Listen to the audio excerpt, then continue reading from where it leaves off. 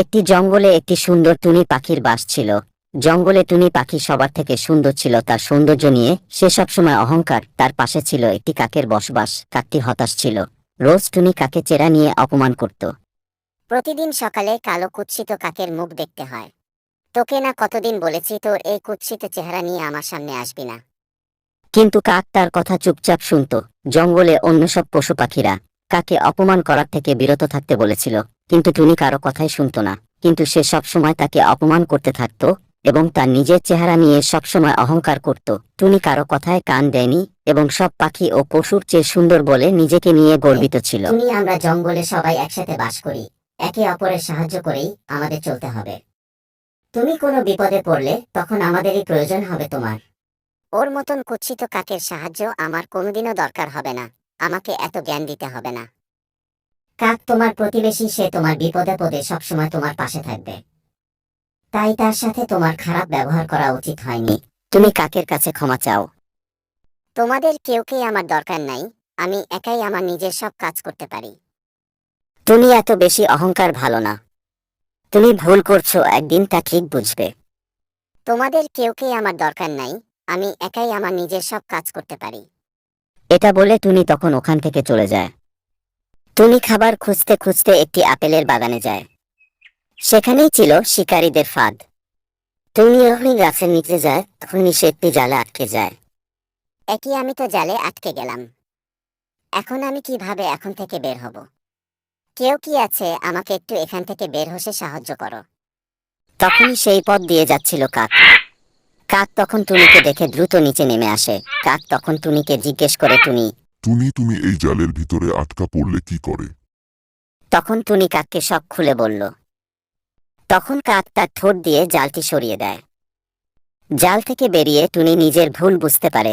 তারপর সে কাকের কাছে ক্ষমা চায়। কাক, তুমি আমাকে ক্ষমা করে দাও। আমি অহংকারে বশত হয়ে তোমাকে অনেক কথা শুনিয়েছি। কাক, তুমি আমাকে ক্ষমা করে দিও। আমি তোমার সাথে অনেক খারাপ ব্যবহার করেছি। আমি আমার ভুল বুঝতে পেরেছি। আমি আর কোনোদিন কারো সাথে খারাপ ব্যবহার করব না। তুমি তোমার ভুল বুঝতে পেরেছো, এতেই আমি খুশি। আমি তোমাকে ক্ষমা করে দিয়েছি। এরপর থেকে টুনি ও কাক খুব ভালো বন্ধুত্ব হয়ে যায়। টুনি আর কারো সাথে কখনো খারাপ ব্যবহার করে না, নিজের সৌন্দর্য নিয়ে অহংকার করে না। এভাবেই তারা জঙ্গলের সবাই মিলেমিশে বসবাস করে। হ্যালো বন্ধুরা, যদি আজকের ভিডিওটা ভালো লাগে তাহলে একটি লাইক, কমেন্ট আর শেয়ার করে দিবেন।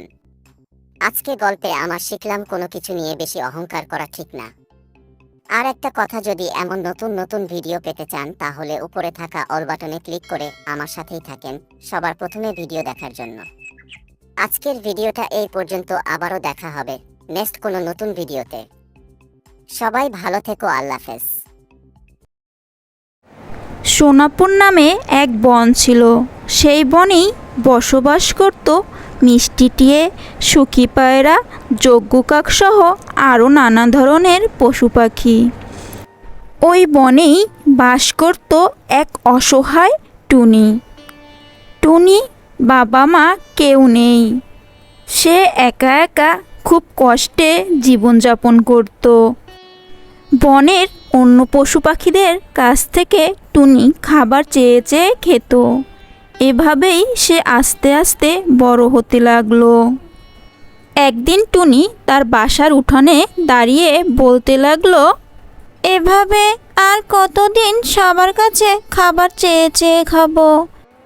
সবার কাছে হাত পেতে চেয়ে চেয়ে খাবার খেতে আমার যে আর ভালো লাগে না। এর থেকে বরং আমি জঙ্গলের পশু পাখিদের কাছে যাই। নিশ্চয়ই তারা আমাকে কোনো একটি কাজ দেবে।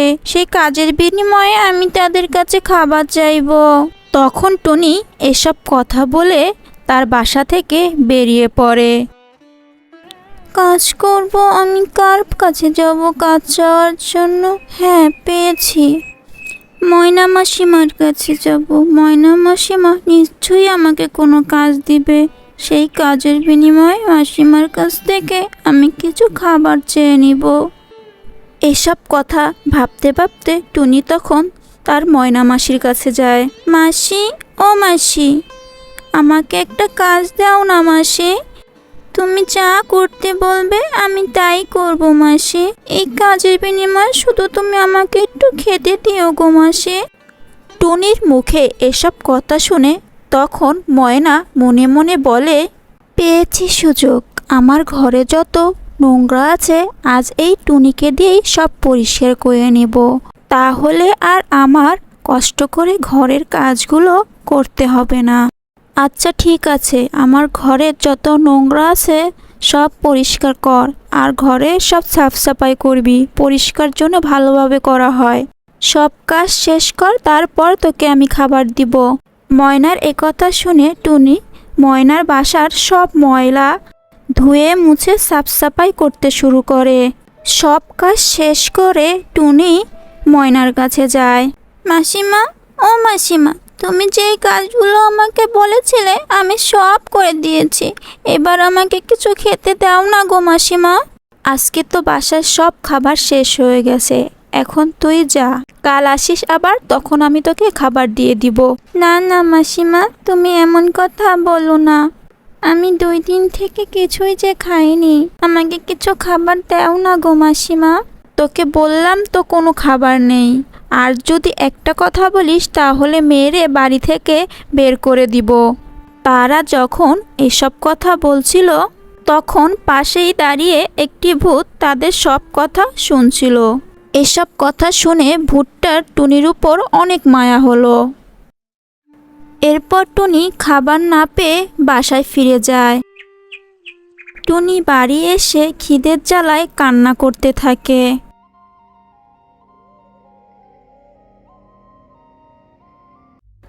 এইদিকে সেই ভূতটি টুনিকে সাহায্য করার জন্য টুনির বাসায় চলে আসে। কি তুমি আমাকে মেরো না দয়া করে। ভয় পেও না বন্ধু, আমি নান্টু ভূত। আমি তোমার কোনো ক্ষতি করব না। আমি জানি তুমি 2 দিন ধরে না খেয়ে আছো, তাই আমি শুধু তোমাকে সাহায্য করতে এসেছি। আমি দেখেছি ওই মাসি তোমাকে কাজ করিয়ে তোমাকে কিছু খেতে দেয়নি। তুমি দাঁড়াও, আমি তোমাকে কিছু খাবার দিচ্ছি। এসব বলে নান্টু ভূত টুনিকে অনেকগুলো খাবার দেয় খাওয়ার জন্য। খাবারগুলো দেখেই টুনি খেতে শুরু করে। খাবারগুলো খাওয়া শেষ করে তখন টুনি বলে, অনেক দিন পরে পেট ভরে খেলাম, তোমাকে ধন্যবাদ বন্ধু। এখন তোমার 3টা ইচ্ছার কথা বলো, আমি তোমার 3টা ইচ্ছা পূরণ করব। বন্ধু, তুমি আমাকে এমন একটি জিনিস দাও যাতে আমার কোনোদিনও আর খাবারের অভাব না হয়।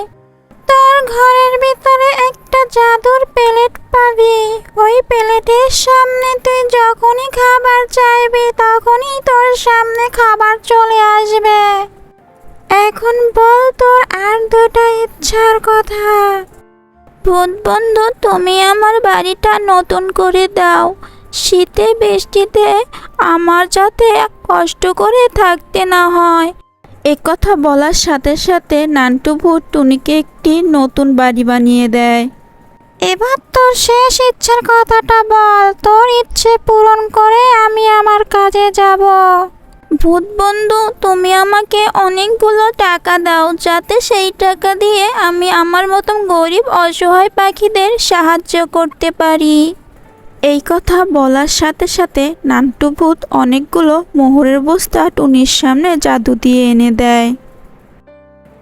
বন্ধু, এবার থাকতে তোমার কোনো অসুবিধা হবে না। যদি কোনোদিন আমার প্রয়োজন হয় তাহলে 3 বার হাতে তালি দিও, আমি তখন সঙ্গে সঙ্গে তোমার সামনে চলে আসব।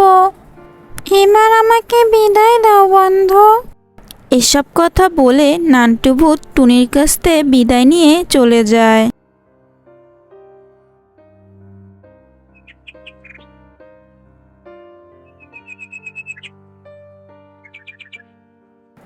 এরপর থেকে টুনির আর কোনো অভাব থাকে না। টুনি অসহায় দরিদ্র গরিব পাখিদের সাহায্য করত আর সুখে শান্তিতে জীবনযাপন করতে শুরু করলো। আজ এখানেই আমাদের গল্পটা শেষ হলো। হ্যালো বন্ধুরা, আশা করি সবাই ভালো আছো। আজকের গল্পটা যদি ভালো লাগে অবশ্যই একটি লাইক, কমেন্ট, শেয়ার আর সাবস্ক্রাইব করে দিবেন। আর পাশে থাকা বেল আইকনে ক্লিক করতে ভুলো না যেন। আবারও দেখা হবে নতুন কোনো ভিডিওতে, নতুন কোনো গল্পতে। আল্লাহ হাফেজ।